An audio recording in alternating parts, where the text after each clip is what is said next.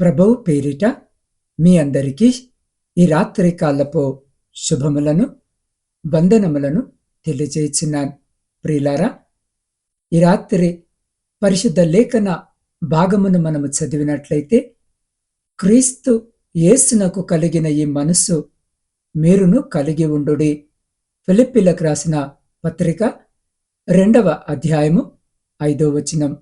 ప్రియులారా, ఈ రాత్రి వాక్య ధ్యానములోనికి వెళ్లే ముందు తలలు వంచి చిన్న ప్రార్థన చేసుకుందాం. మహా పరిశుద్ధుడవైన మా పరలోకపు తండ్రి, ఈ రాత్రి కాల సమయంలో నీ పాద సన్నిధికి వస్తున్నాం. పగలంతా నీ కృపలో మమ్మల్ని కాపాడి ఇప్పుడు నీ వాక్యాన్ని ధ్యానించడానికి మాకిచ్చిన ఈ అమూల్యమైన సమయమును బట్టి వందనాలు. ప్రభువా, క్రీస్తు యేసునకు కలిగిన ఈ మనసు మీరును కలిగి ఉండుడి అని నీ వాక్యము ద్వారా మాతో మాట్లాడుతున్నారు. మా స్వంత ఆలోచనలను, లోక సంబంధమైన ఆశలను పక్కన పెట్టి నీ కుమారుడైన యేసు క్రీస్తు యొక్క తగ్గింపును, ప్రేమను, విధేయతను మేము నేర్చుకోవడానికి మా హృదయాలను తెరవండి. ఈ వాక్య ధ్యానము మా ఆత్మీయ జీవితాలకు ఉజ్జీవముగా మార్చండి. మాట్లాడే నీ దాసుడనైన నన్ను నీ సిలువ చాటున మరుగుపరిచి నీ ఆత్మతో మమ్మల్ని నడిపించుమని మా రక్షకుడైన యేసు క్రీస్తు నామమున అడిగి పొందుకొని ఉన్నాము తండ్రి, ఆమెన్. ప్రియులారా, క్రైస్తవ జీవితంలో మన ప్రవర్తన కంటే మన మనసు లేదా మన వైఖరి చాలా ముఖ్యమైనది. అందుకే అపోస్తలుడైన పౌలు ఫిలిప్పీలకు రాస్తూ ఒక గొప్ప సత్యాన్ని గుర్తు చేస్తున్నాడు. క్రీస్తు యేసునకు కలిగిన ఈ మనసు మీరును కలిగి ఉండుడని. ఈ వచనము మనకు 3 ముఖ్యమైన విషయాలను బోధిస్తుంది. మొదటిది మాదిరి. మనకు ఆదర్శము ఏ మనుషుడో, ఏ గొప్ప నాయకుడో కాదు, సాక్షాత్తు యేసు క్రీస్తు వారే మనకు మాదిరి. రెండవది తగ్గింపు. ఆయన దేవుని స్వరూపమును కలిగిన వాడై ఉండి కూడా తనను తాను రిక్తునిగా చేసుకుని దాసుని స్వరూపమును ధరించుకున్నాడు. ఆ తగ్గింపు మనసు మనకు కలిగి ఉండాలి. చివరిది విధేయత. తండ్రి చిత్తాన్ని నెరవేర్చడానికి సిలువ మరణము పొందినంతగా ఆయన విధేయత చూపాడు. ప్రియులారా, లోకము మనల్ని పైకి ఎదగమని చెబితే క్రీస్తు మనసు మనల్ని తగ్గించుకోమని నేర్పిస్తుంది. ఈ రాత్రి మన మనసులు క్రీస్తు మనసులా ఉన్నాయా లేదా లోకపు రీతిలో ఉన్నాయా అని పరిశీలించుకుందాం. ప్రియులారా, మనము కూడా ఎలా ఆలోచించాలి, ఎలా ఉండాలి అని దేవుని వాక్యము ఏమని సెలవిస్తుంది అంటే, యేసయ్యకు ఎలాంటి మనసు ఉందో అలాంటి మనసు మనము కలిగి ఉండాలి. ఈ లోకములో జీవించుతున్న వారిలో ఒక్కొక్కరు ఒక్కొక్క రకమైన ఆలోచన లేదా మనసు. ఏంటి అనంటే, నేను గొప్ప అని కొందరు అనుకుంటే, నేను తక్కువ అని మరికొందరు అనుకుంటారు. నాకున్న జ్ఞానము ఈ ప్రపంచంలో ఎవరికీ లేదు అని కొందరు అనుకుంటే, నాకు అసలు ఏ జ్ఞానము లేదు అని కొందరు ఆలోచిస్తారు. నేను దేనికి పనికిరాను అని కొందరు నిరాశలో ఉంటే, నేనేదైనా చేస్తాను అని మరికొందరు అత్యుత్సాహముతో ఉంటారు. ఇందులో ఎలా ఉన్నా గాని నష్టమే. ఈ లోక సంబంధమైన ఆలోచన, జ్ఞానము, ధనము వీటిని ఆధారముగా చేసుకున్న వారందరూ కూడా పశ్చాత్తాపపడతారు. ఇలా ఆలోచించకుండా ఉండాల్సిందే, ఇలా మాట్లాడకుండా ఉండాల్సిందే, ఇలా ప్రవర్తించకుండా ఉండాల్సిందే అని తప్పు జరిగిపోయాక బాధపడే వారిని మనము చూస్తూ ఉంటాము. కొన్నిసార్లు ప్రియులారా, వారిలో మనము ఉంటాము. దావీదు తాను చేసిన పాపమును బట్టి పశ్చాత్తాపపడ్డాడు. ఆ రోజు అక్కడ నేనుండకుండా ఉండాల్సింది, యుద్ధమునకు నేను కూడా వెళ్ళి ఉండాల్సింది. అలా జరిగి ఉంటే నేను బత్షెబతో పాపము చేసేవాడిని కాను అని దావీదు భావించాడు. అందుకే సంకీర్తనలో రాస్తున్నాడు, నా కన్నులు పాపము చూడకుండానట్లు చేయి ప్రభువాని. ఈ రాత్రి ఈ వాక్యము వింటున్న నా ప్రియ సహోదరి సహోదరులారా, మీరు ఏ మనసు కలిగి ఉన్నారు? మీరు కలిగి ఉన్న మనసు వలన మీకు నష్టము కలుగుతుందా, లాభము కలుగుతుందా? నీకు సమాజంలో మంచి పేరు ఉందా, చెడ్డ పేరు ఉందా? నీకున్న మనసు వలన నీ కుటుంబము శోధనలలో ఉందా, లేదా ఆనందముగా ఉందా? ఒక్కసారి ఈ రాత్రి పరీక్షించుకో. ఒక్కసారి నువ్వనుకుంటున్న నిర్ణయాలు సరైనవేనా, సరైనవి కావా అని నిన్ను నీవు ఈ రాత్రి ప్రశ్నించుకో. అప్పుడు ప్రియ సహోదరి సహోదరుడా, అప్పుడు నిన్ను నీవు అర్థము చేసుకోగలవు. కొన్నిసార్లు కొంతమందికి ఫరో వంటి కఠినమైన మనసు ఉంటుంది. అలా ఉంటే దేవుని విలువను వారు గ్రహించలేరు. దేవుడు ఎన్ని అద్భుతాలు చేసినా సరే వాటిని త్రోసివేస్తారు, ఆయనను దూరము పెడతారు. మోషే ఫరో ముందే 10 అద్భుతములు చేశాడు కదండి. ఆ అద్భుతాలు తన దగ్గర ఉన్నవారు కూడా, పండితులు, మంత్రగాళ్ళు, మరెవరూ చేయలేకపోయారు. అప్పుడైనా గ్రహించాల్సింది వీరు నమ్ముకున్న దేవుడు గొప్పవాడు అని. అప్పటికి గ్రహించక కఠినమైన మనసుతో చివరకు ఎర్ర సముద్రములో జీవితాన్ని ముగించాడు. ఈ రాత్రి అటువంటి వారు మన మధ్య ఉన్నారేమో, గ్రహించలేకపోతున్నారేమో. నా దేవుడు నన్ను కాపాడుతున్నాడు కాబట్టి నేను సజీవముగా ఉన్నాను, నా యేసయ్య నన్ను పోషించబట్టే నేను, నా కుటుంబము బ్రతుకుతుంది అని ఆలోచన చేయలేని వారు అనేకులు మన మధ్య ఉన్నారు. ఒకసారి ఆ కఠినమైన హృదయమును తొలగించి ఈ క్రీస్తు యేసుకు కలిగినటువంటి మనసును మనము కలిగి ఉండాలి. ఏంటి క్రీస్తు యేసుకు కలిగిన ఈ మనసు అంటే, పరలోకములో ఎంతో గొప్పగా ఉండే ఆయన ఆ భాగ్యమును విడిచిపెట్టి పాపపు స్వభావముతో ఉన్నటువంటి శరీరమును ధరించి తనను తానే రిక్తునిగా చేసుకొని శిలువ మరణము పొందాడు. ఇదంతా ఎవరి కోసము చేశాడు? అంత గొప్ప భాగ్యము, అంత గొప్ప సౌకర్యములు ఉంటే మనము విడిచిపెడతామా? అన్ని వసతులు ఉంటే వచ్చి మనము మురికివాడలో జీవిస్తామా? కాని దేవుడు అలాగే చేశాడు. మన ప్రభు మన కోసము వచ్చి శిలువ మరణమును పొందాడు. మనము పాపముల నుండి విడిపించబడాలని, మనము నిత్య అగ్నిలో ఉండకూడదని ఆయన వచ్చాడు. అందుకే ఆయన నామము ఈ లోకములో ఎంతో ఉన్నతమైన నామము. ప్రపంచములో అన్ని దేశాలలో యేసును అంగీకరించిన వారు ఉన్నారు. ఈ రాత్రి నువ్వు గొప్ప కావాలి అనంటే, నీ జీవితము బాగుపడాలనంటే, నీ జీవితమునకు ఒక అర్థము రావాలి అనంటే, నీ కోసము కాదు, నిన్ను నమ్ముకున్న వారి కోసము జీవించు. నీతోటి వారిని రక్షించే, ప్రేమించే, క్షమించే హృదయము లేదా మనసు నువ్వు కలిగి ఉండు. ఈ మనసు నీకుంటే నీకంటే గొప్పవారు ఎవరూ లేరు. నువ్వెక్కడున్నా, ఏ ప్రాంతంలో ఉన్నా సరే ఆనందంగా, సంతోషముగా జీవించగలుగుతావు. నిన్ను నీవు తగ్గించుకుంటున్న ప్రతిసారి దేవుడు నిన్ను హెచ్చిస్తూనే ఉంటాడు. నిన్ను చిన్న చూపు చూసిన వారంతా కూడా నీ దగ్గరకు వచ్చి నిన్ను ఘనపరుస్తారు. నువ్వెందుకు ఉపయోగపడవు అన్న వారంతా నిన్ను చూసి ఆశ్చర్యపోతారు. వాక్యము సెలవిస్తుంది, యేసయ్య మనసు కలిగి ఉంటే అధికముగా ఆయన నిన్ను హెచ్చిస్తాడు అని. కాబట్టి అందరము దేవునికి విధేయులై తగ్గింపు జీవితము కలిగి దేవుని చిత్తాన్ని నెరవేర్చే వారముగా ఉందాం. దేవుని ఉన్నతమైనటువంటి దీవెనలను మనము పొందుకుందాం. కాబట్టి ప్రియ సహోదరి సహోదరులారా, మనము నేర్చుకున్న అతి ముఖ్యమైన పాఠము ఒకటే. క్రైస్తవ్యము అంటే కేవలము క్రీస్తు గురించి మాట్లాడటము కాదు, క్రీస్తు వలె ఆలోచించడము. అపోస్తలుడైన పౌలు మనకిస్తున్న ఈ పిలుపులో దాగి ఉన్న ఆత్మీయ సత్యాలు ఇవే. స్థానాన్ని కాదు, స్వభావాన్ని చూడండి. యేసు ప్రభు దేవుని కుమారుడుగా ఉండి కూడా తన అధికారాన్ని ప్రదర్శించలేదు. మనము కూడా మన పదవులను, ధనాన్ని చూసి గర్వపడకుండా క్రీస్తు వలె తగ్గించుకునే స్వభావాన్ని అలవర్చుకోవాలి. హృదయ మార్పు అవసరము.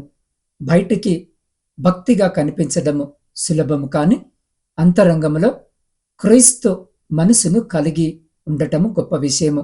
మన ఆలోచనలు, నిర్ణయాలు, ప్రవర్తన అన్నీ యేసు అయితే ఈ పరిస్థితిలో ఏమి చేస్తారు అని ఆలోచించేలా ఉండాలి. తగ్గింపే హెచ్చింపు. క్రీస్తు తనను తాను తగ్గించుకున్నాడు గనుకనే తండ్రి ఆయనను అందరికంటే హెచ్చించాడు. మనము దేవుని ఎదుట, మరి మనుషుల ఎదుట మనల్ని మనము తగ్గించుకున్నప్పుడే దేవుడు తన కాలమందు మనల్ని హెచ్చిస్తాడు. ఈ రాత్రి మన ప్రార్థన ఈ రకంగా ఉండాలి. ప్రభువా, నా పాత మనసును, నా స్వార్థపు ఆలోచనలను తీసివేయి. నీ కుమారుడైన యేసు క్రీస్తుకున్న ఆ ప్రేమ, అదీన మనసు, అవిధేయతను నాలో పుట్టించు. నేను లోకానికి కాక నీకు సాక్షిగా జీవించేలా నన్ను సిద్ధపరచు తండ్రి అని మనము ప్రార్థించేవారిగా ఉండాలి. ప్రియ సహోదరి, సహోదరుడా, ఈ రాత్రి ఈ వాక్యము వినుచున్న నీవు, నేను, మనమందరము మనల్ని మనము తగ్గించుకొని కొన్ని నిమిషాలు దేవుని సన్నిధిలో ఆయన వైపు చూస్తూ స్తుతి గీతాన్ని ఆలపించేవారిగా ఉందాం. యేసయ్యా, నీ మనసే నాకు కావాలయ్యా, నీ దీన మనసు నాకు నేర్పయ్యా అంటూ దేవుని సన్నిధిలో మనల్ని మనము తగ్గించుకుందాం.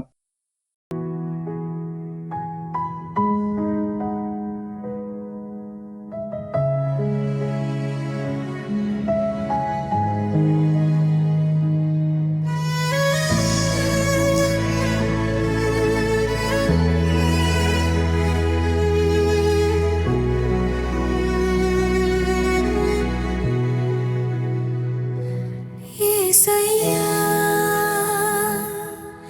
నీ మనసే నాకు కావాలయ్యా, నీ దీన మనసు నాకు నేర్పవయ్యా. లోకపు గర్వము నాలో లయమవ్వాలని, నీ పోలికగా నన్ను మార్చవయ్యా. యేసయ్యా, నీ మనసే నాకు కావాలయ్యా.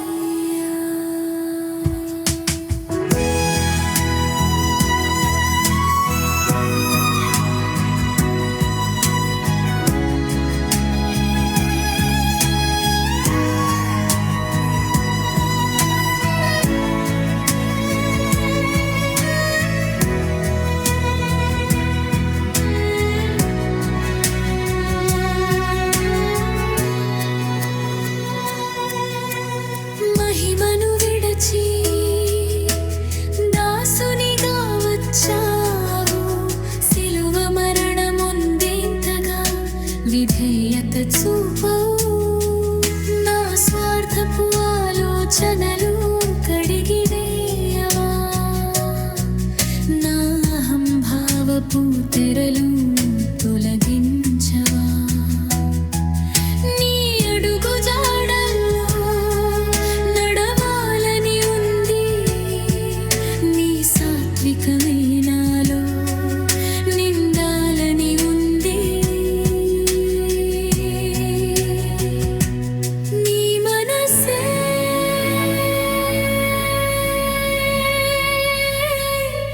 నీ దీన మనసే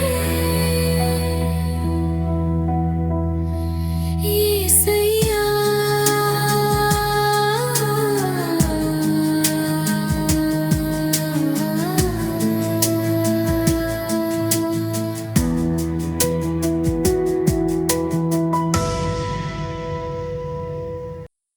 అవును, ప్రియ సహోదరి, సహోదరుడా, ఈ పాట విన్న నీవు, ఈ వాక్యము విన్న నీవు, నీలో ఉన్న అహంభావపు తెరలను తొలగించుకోవడానికి, ఆయన నడిచిన మార్గములో నడవడానికి అటువంటి కృపను దేవుడు మనకు దయచేలాగున మీరున్న స్థితిలోనే వీలైతే మోకరించి మీ కుడి చేతిని మీ హృదయంపై పెట్టుకొని, లేదా నిలబడి మీ రెండు చేతులు ఆకాశము వైపుకెత్తి నాతో పాటు ప్రార్థనలో ఏకీభవించండి. మహా ఘనుడవైన మా పరలోకపు తండ్రి, ఈ రాత్రి నీ పాద సన్నిధిలో మేము గడిపిన ఈ సమయమును బట్టి నీకు స్తోత్రములు. అయ్యా, నీ వాక్యము ద్వారా మమ్మల్ని హెచ్చరించినందుకు వందనాలు. క్రీస్తు యేసునకు కలిగిన ఈ మనసును మీరు కలిగి ఉండుడే అన్న నీ మాటను మా హృదయ పలకల మీద రాసుకోమని వేడుకుంటున్నాం. ప్రభువా, ఈ రాత్రి నీ బిడ్డల మీద నీ ఆశీర్వాదాలను ఉంచండి. మనశ్శాంతిని ప్రసాదించండి. లోకపు చింతలతో, భారముతో ఉన్న వారిని నీ శాంతితో నింపండి. దిన మనసును దయచేయమని వేడుకుంటున్నాం. గర్వమును, అహంభావమును మా నుండి దూరము చేసి మీ వల్లే తగ్గింపుతో కూడిన జీవితాన్ని మాకు అనుగ్రహించండి. అయా, సురక్షితమైన నిద్రను దయచేయండి. ఈ రాత్రి నీ బిడ్డలు పరుండబోచుండగా నీ దూతల కాపలను వారికి తోడుగా ఉంచండి. దుస్వప్నములు కాని, అపవాది తంత్రములు కాని వారి దరి చేరకుండా కాపాడండి. రేపటి ఉదయ కాలమున మేము మేల్కొన్నప్పుడు క్రీస్తు స్వభావముతో, నూతన ఉత్సాహముతో నీకు సాక్షులుగా జీవించడానికి మాకు కృపను చూపమని నీ పాద సన్నిధిలో వేడుకొనుచున్నాం. దివాయి రాత్రి ప్రయాణాలు చేస్తున్న ప్రతి బిడ్డ ప్రయాణమును జ్ఞాపకము చేసుకుని క్షేమకరమైన ప్రయాణము దయచేయండి. వ్యవసాయదారులను జ్ఞాపకము చేసుకోండి. వారు చేస్తున్న పనంతటిని ఆశీర్వదించండి. ఉద్యోగము లేని ప్రతి బిడ్డకు ఉద్యోగము దయచేయండి. ప్రాముఖ్యంగా విద్యార్థుల కొరకు ప్రార్థిస్తున్నాం. బిడ్డలు పరీక్షల కొరకు సిద్ధపడుతూ ఉండగా, పరీక్షలు రాస్తూ ఉండగా బిడ్డలతో మీరుండండి. అయ్యా, గడిచిన సంవత్సర కాలమంతా బిడ్డలు కష్టపడి చదివిన ప్రతి అంశమును పరీక్షలలో సరైన విధముగా వ్రాసి విజయము పొందుకొనుటకు కృప చూపండి. బిడ్డలతో పాటు పరీక్షా హాల్లో మీరుండండి. మొదటి ప్రశ్న మొదలుకొని చివరి ప్రశ్న వరకు నా తండ్రి ఆలోచన కలిగి వారు చదివిందంతా కూడా జ్ఞాప్తికి తెచ్చుకొని సరైన విధముగా పరీక్షా పత్రములో వ్రాయుటకు మీ కృప చూపి అయా, శ్రేష్టమైనటువంటి ఫలితాలను బిడ్డకు దయచేయమని వేడుకొనిచున్నాం. ఈ సమయమంతా బిడ్డలకు మంచి ఆరోగ్యాన్ని కూడా దయచేసి కుడికి గాని ఎడమకు గాని తొలగిపోకుండా బిడ్డలను మీరే చేపట్టి ముందుకు నడిపించమని వేడుకుంటున్నాం. దేవా, రాత్రి ప్రాముఖ్యంగా గర్భఫలములు లేని ప్రతి బిడ్డ కొరకు ప్రార్థిస్తున్నాం. బిడ్డల గర్భాన్ని ముట్టండి, గర్భఫలము దయచేయండి. ఆర్థిక సమస్యలు, అప్పుల భారముతో నలిగిన స్థితిలో కన్నీరు కారుస్తున్న ప్రతి బిడ్డ జీవితంలో నుండి, కుటుంబంలో నుండి ప్రతి ఆర్థిక లేమిని కొట్టిమేయండి. ప్రతి అప్పుల భారమును తొలగించి కుటుంబంలో ఆర్థిక సమృద్ధిని కలిగించమని వేడుకొనిచున్నాం. సైన్యములో ఉండి దేశాన్ని కాపాడుతున్న ప్రతి సైనికుని జ్ఞాపకము చేసుకోండి. బిడ్డలకు తోడుండండి. వారి చుట్టూ మీ అగ్ని కంచె వేసి ప్రతి శత్రు, ప్రతి అపాయం నుంచి మీరు బిడ్డల్ని కాపాడి వారిని, వారి కుటుంబాలను మీ బలమైన రెక్కల చాటున భద్రపరచమని వేడుకొంచున్నాం. దేవ, కుటుంబ పోషణకై కుటుంబాలను వదిలి పరాయి దేశములో ఇదిగో నా తండ్రి పనులు చేసుకుంటున్న ప్రతి బిడ్డను జ్ఞాపకం చేసుకోండి. అయ్యా, బిడ్డలు పడుతున్న కష్టాన్ని చూస్తున్న దేవుడవు అంటున్నావు. బిడ్డలు పడుతున్నటువంటి వేదనను చూస్తున్న దేవుడవు అంటున్నావు. అయ్యా, వారి పై అధికారులు, వారి యజమానులు వారి పట్ల దయ కలిగి ఉండులాగున కృప చెప్పండి. వారి యజమానులతో, అధికారులతో మీరు మాట్లాడండి తండ్రి. వారున్న చోట నీకు వారు సాక్షికరమైన బిడ్డలుగా ఉండుటకు కృప చూపండి. అనేక మంది బిడ్డలు నా తండ్రి ఆయా దేశాల్లో ఉండి నా తండ్రి స్వేచ్ఛగా ఆయా దేశాల్లో పని చేసుకున్నటకు కావలసిన అనుమతులు లేక బిడ్డలు ఇబ్బంది పడుతూ ఉండగా బిడ్డలను జ్ఞాపకం చేసుకోండి తండ్రి. అయ్యా, వారికి కావలసిన అకామాలు నా తండ్రి వారికి వచ్చేలాగున కృప చూపండి. వారి కుటుంబాలను కూడా జ్ఞాపకం చేసుకోండి. బిడ్డలను మీరు మీ కృపలో భద్రపరచమని వేడుకొంచున్నాం.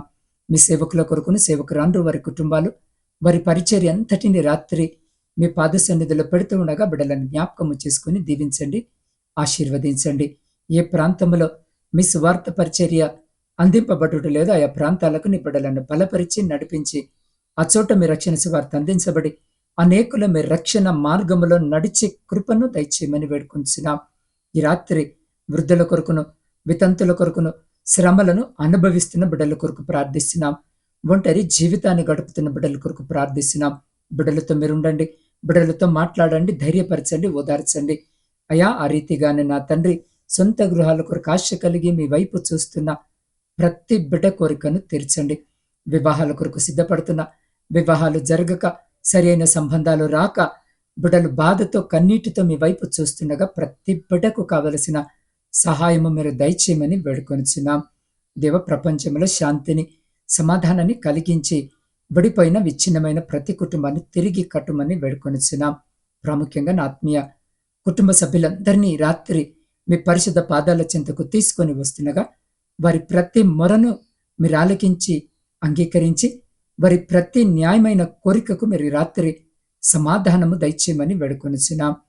దేవా, ఈ గాఢాంధకారమైన చీకటిలో మేము నిద్రిస్తూ ఉండగా మా గృహాల చుట్టూను, మా ఆత్మీయుల గృహాల చుట్టూను, మా ఇరుగు పొరుగు వారి గృహాల చుట్టూను మీ అగ్ని కంచె వేసి ప్రతి బిడ్డను మీ దేవదూతల రెక్కల చాటున భద్రపరిచి ప్రతి అంధకార సంబంధమైన శక్తులన్నిటి నుండి మీరు సంరక్షించి కాపాడి మీ చిత్తమైతే మీరు అక్కడ ఆలస్యమైతే ఎన్నిక లేని మమ్మలను మరొక శ్రేష్టమైన నూతన దినములోనికి ప్రవేశింపజేయమని మా రక్షకుడును మీ ప్రియకుమారుడైన యేసు క్రీస్తు శక్తి కలిగిన నామమున ప్రార్థించి స్తుతించి అడిగి పొందుకొని ఉన్నాము తండ్రి. ఆమెన్.